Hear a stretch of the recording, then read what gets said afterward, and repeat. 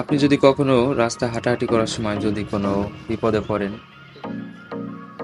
সেই বিপদ থেকে উদ্ধার পাওয়ার জন্য চেষ্টা করে যাবেন, সর্বদা চেষ্টা করে যাবেন। আপনার সর্বোচ্চ দিয়ে সবসময় চেষ্টা করে যাবেন।